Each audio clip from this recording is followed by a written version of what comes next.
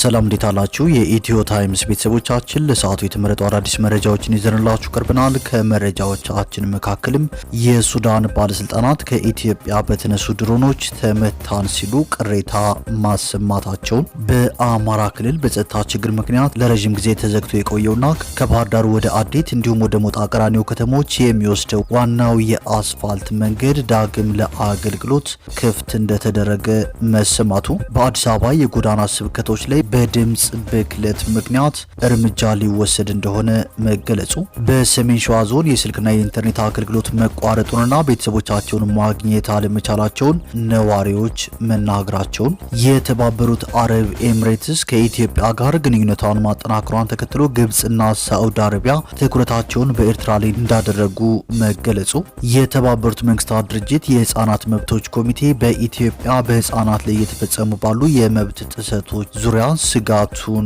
መግለጹን፣ የአዲስ አበባ ምግብና መድኃኒት ባለስልጣን ለ39ኛው የአፍሪካ መሪዎች ጉባኤ በተመረጡ ሆቴሎች ላይ ጥብቅ ቁጥጥር እንደተጀመረ ማስታወቁን፣ እንዲሁም የጋሞ ዞን ትምህርት መምሪያ ከፋፋይ ይዘትና የውሸት ታሪክ ያላቸው የታሪክ መማሪያ መጽሐፍትን እንዲታረሙ ማዘዙን የሚሉና ሌሎችን በዝርዝር የምንመለከታቸው መረጃዎች ይዘንላችሁ ቀርበናል። ዝርዝር መረጃዎችን ለማድመጥ ቻናላችንን ሰብስክራይብ በማድረግ የደወል ምልክቷን በመጫንና መረጃውን ለብዙዎች እንዲዳረስ ላይክ በማድረግ እስከ መጨረሻው አብራችሁን ቆዩ።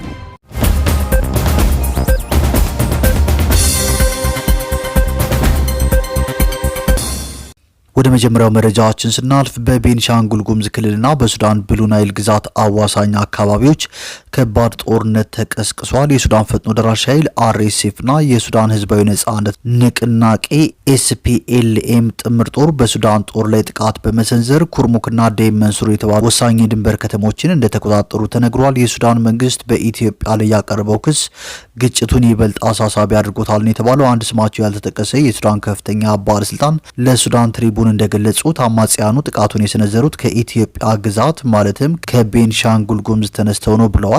ባለስልጣኑ አክለውም ለጥቃቱ ድጋፍ የሰጡ ድሮኖች የተነሱት በቤኒሻንጉል ጉሙዝ ውስጥ ከሚገኝና በተባበሩት አረብ ኤምሬትስ እንደሚመራ ከሚነገረው ወታደራዊ ጣቢያ ነው ሲሉም ገልጸዋል። ድርጊቱንም በኢትዮጵያና በዩናይትድ አረብ ኤምሬትስ የሚደገፍ የውጭ ወረራ ነው ሲሉ ፈርጀውታል። ወደ ቀጣዩ መረጃዎችን ስናልፍ በአማራ ክልል በጸጥታ ችግር ምክንያት ለረጅም ጊዜ ተዘግቶ የቆየውና ከባህር ዳር ወደ አዴት እንዲሁም ወደ ሞጣ ቀራኒዮ ከተሞች የሚወስደው ዋና የአስፋልት መንገድ ዳግም ለአገልግሎት ክፍት መሆኑ ተሰምቷል። ለአንድ ዓመት ያክል ዝግ ሆኖ የቆየው ይህ ወሳኝ የንግድና የትራንስፖርት መስመር እንዲከፈት የተወሰነው በክልሉ ያለውን ጸጥታ የሚመራውና 8 አባላት ያሉት የክልሉ አስተባባሪ ኮሚቴ ባደረገው ግምገማ መሆኑን ምንጮች ጠቁመዋል ሲል ዛበሻ ዘግቧል። መንግስት ቀደም ሲል መንገዱን የዘጋው በአካባቢው ታጥቀው የሚንቀሳቀሱ ኃይሎች እንቅስቃሴን ለመግታት እንደነበርም ነው የተገለጸው። አሁን ላይ የተገኘው አንጻራዊ ሰላም መንገዱን ለመክፈት እድል እንደሰጠም ተገልጿል። ይህ መንገድ ተዘግቶ በቆየባቸው ወራት መንገደኞችም ሆኑ የጭነት ተሽከርካሪዎች ከአዲስ አበባ ወደ ባህር ዳር ለመጓዝ በፍኖተ ሰላም በኩል ያለውን አማራጭ መንገድ ብቻ እንዲጠቀሙ ተገደው ቆይተዋል።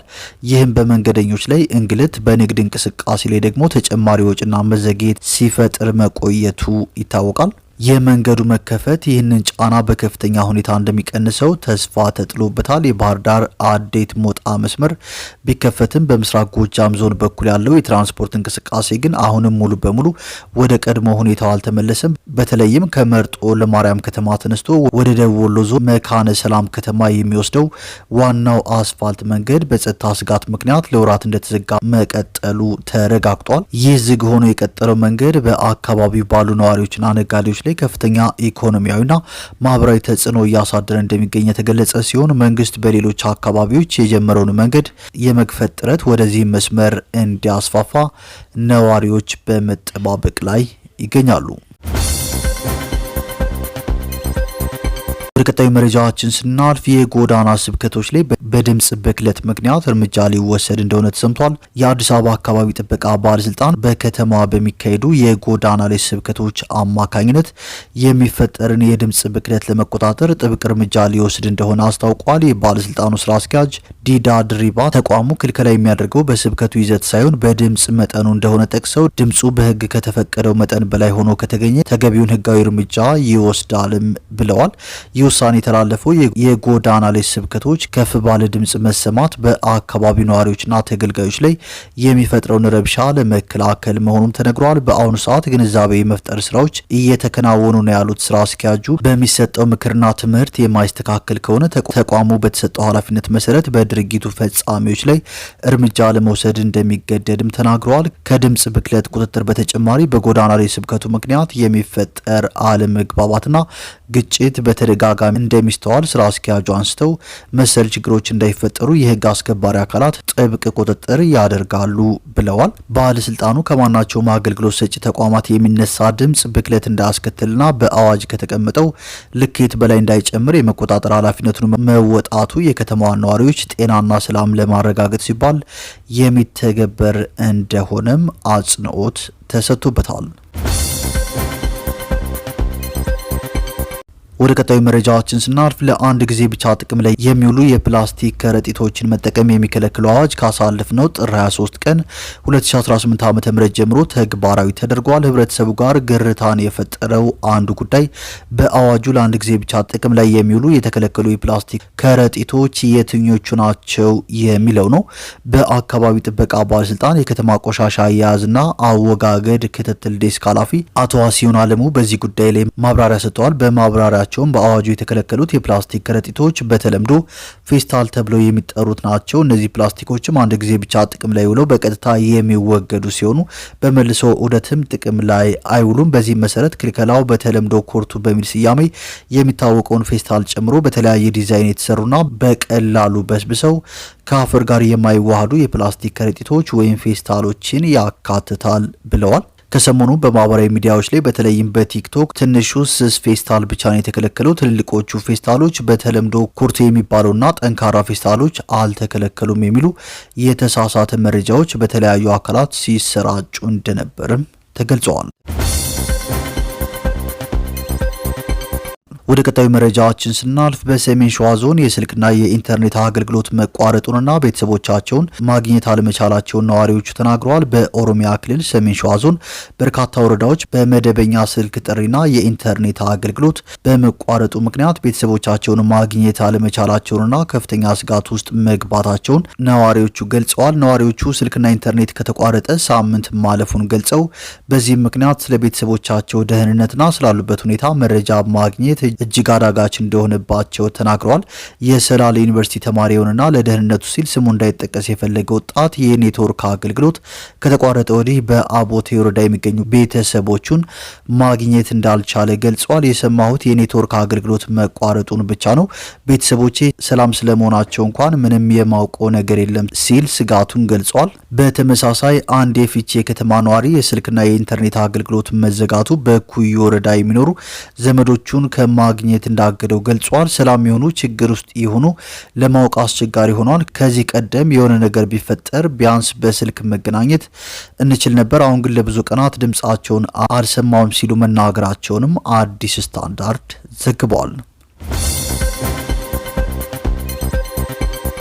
ወደ ቀጣዩ መረጃዎችን ስናልፍ የተባበሩት አረብ ኤምሬትስ ከኢትዮጵያ ጋር ግንኙነቷን ማጠናከሯን ተከትሎ ግብጽና ሳዑዲ አረቢያ ትኩረታቸውን በኤርትራ ላይ ማድረጋቸው ተገልጿል። በቀይ ባህር ላይ ስትራቴጂያዊ መገኛ ያላት ኤርትራ በሳዑዲ አረቢያና በተባበሩት አረብ ኤምሬትስ መካከል ላለው የቀይ ባህር ፉክክር እንደ ወሳኝ ሜዳ በመታየቷ የአረብ ሀገራትን ትኩረት እየሳበች መሆኑን ሚድል ኢስት አይ ዘግቧል። በቅርቡ ስለተከናወኑ ዲፕሎማሲያዊ እንቅስቃሴዎች መረጃ ያላቸው ሁለት የአረብ ባለስልጣናት ሚድል ኢስት አይ እንደገለጹት ግብጽ በኤርትራና በሳውዲ አረቢያ መካከል ጥልቅ የጸጥታ ትስስር እንዲፈጠር በመስማማት ላይ ትገኛለች። ግብጽ ይህንን የምታደርገው የተባበሩት አረብ ኤምሬትስ ከኢትዮጵያ ጋር ያላትን ወታደራዊ ግንኙነት እያጠናከረች መምጣቷን ተከትሎ የኤምሬትስን ተጽዕኖ ለመመከት በማስ እንደሆነም ተገልጿል። ባለስልጣናቱ አክለውም ለዚህ ዲፕሎማሲያዊ እንቅስቃሴ ተነሳሽነት የፈጠረው ባለፈው ጥር ወር በሱዳን ጦርና በፓኪስታን መካከል ከተደረገው የመከላከያ ስምምነት መሆኑን ገልጸዋል። ስምምነቱ በሳዑዲ አረቢያ የገንዘብ ድጋፍ የሚከናወን መሆኑ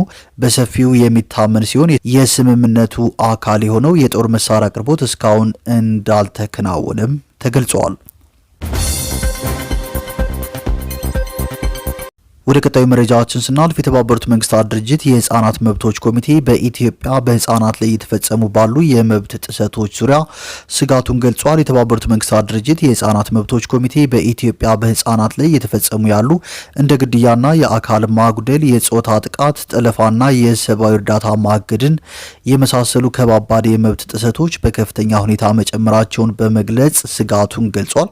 ኮሚቴው ይህንን ያስታወቀው የበርካታ አባል ሀገራትን ወቅታዊ ሁኔታ በቅርቡ በገመገመበት ጉባኤው ላይ ነው። ኮሚቴው በትጥቅ ግጭቶች ሳቢያ ጉዳት እየደረሰባቸው ያሉ ህጻናትን በተመለከተ የኢትዮጵያ መንግስት የሚመለከታቸውን ዓለም አቀፍ ህጎች እንዲያከብር፣ ከባድ የመብት ጥሰቶችን እንዲያስቆምና እንዲከላከል እንዲሁም ሰብአዊ እርዳታዎች በወቅቱና ያለምንም እንቅፋት እንዲደርሱ እንዲፈቅድ አሳስቧል። በተጨማሪም ኮሚቴው መንግስት በየካምፖቹ የሚገኙ ህጻናትን ለይቶ ለማውጣትና ለህጻናት ጥበቃ ተዋናዮች አሳልፎ ለመስጠት እንዲቻል አስቸኳይ ምቹ ሁኔታዎችን እንዲፈጥር ጠይቋል። እንዲሁም በህጻናት ላይ ጥቃት የፈጸሙ አካላት ተጠያቂ እንዲሆኑ፣ ለግጭት ሰለባ የሆኑ ህጻናትም የስነ ተዋልዶ ጤና አገልግሎትን ጨምሮ የህክምና እንክብካቤ፣ የስነ ልቦና ድጋፍና የህግ እርዳታ እንዲቀርብላቸው ጥሪ አቅርበዋል።